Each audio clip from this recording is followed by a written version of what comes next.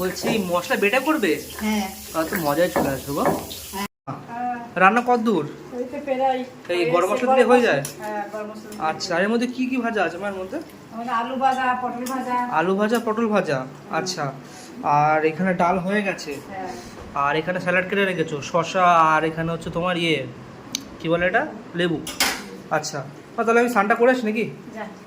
তাই তো স্নানটা করতে খাওয়ার সময় দেখা হচ্ছে। ওই জন্য খাওয়া দাওয়া হবে মাংস আর ভাত। ভাত যদি হয়ে গেছে স্নান করে তারপর খাওয়ার সময় দেখা হচ্ছে। স্নান করে বসে পড়েছে খেতে, আর এত সুন্দর মা খেতে দিয়েছে, দেখো কত সুন্দর থালাটা লাগছে দেখতে। আর এখানে ডাল রয়েছে, এখানে মাংস রয়েছে, পটল আছে, আলু ভাজা আছে, শসা আছে, স্যালাড হিসাবে। ও মা, আমি কি বলেছিলাম আজ বৃষ্টি হবে, তো বন্ধুরা আজ বাইরে হালকা হালকা বৃষ্টি হচ্ছে। মাকে বলে দিয়েছিলাম, ভালো হয়েছে বলো, টুনিগুলো তুলে নিয়েছি, তাহলে টুনিগুলো ভিজতো আর নষ্ট হতো। যাই হোক, খাওয়া যাক। ডালটা সাইডে রাখি, মাংসটাও সাইডে রাখি। এই যে এখানে যে আলু ভাজা, প্রথমে এই যে আলু ভাজা, ওহো, আলু ভাজা পটল ভাজা দিয়ে একদম খাওয়া তো মজাই আলাদা। কালো কালো হয়ে গেছে গোমা, বেশি ভাজা হয়ে গেছে। যাই হোক, কড়া ভাজা, আহা সেই লাগবে। আহা, আর যে স্যালাড, জমে গেল। যাই হোক, যদি ডাল না নিলে হয়, একটু ডাল দিয়েও খাওয়া যাক। একটু ডাল দিয়ে এখানে একটু পটল ভাজা নিলাম, এখানে একটু আলু ভাজা নিলাম, নিয়ে একদম ভাতের সাথে ভালো করে মাখিয়ে নিয়ে খেতে হবে।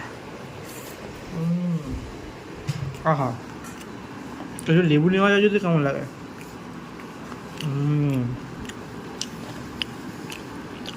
লেবু দিয়ে ভাতটা চটকে নিয়ে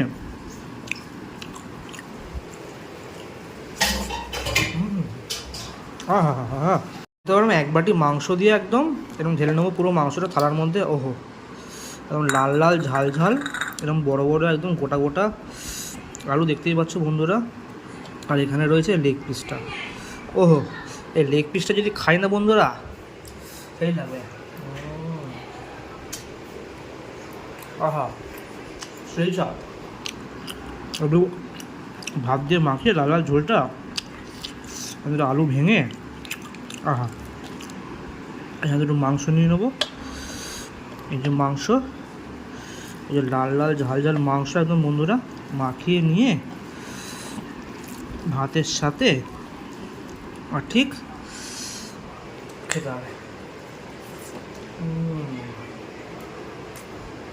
তো দুপুরে খাওয়া দাওয়াটা বন্ধুরা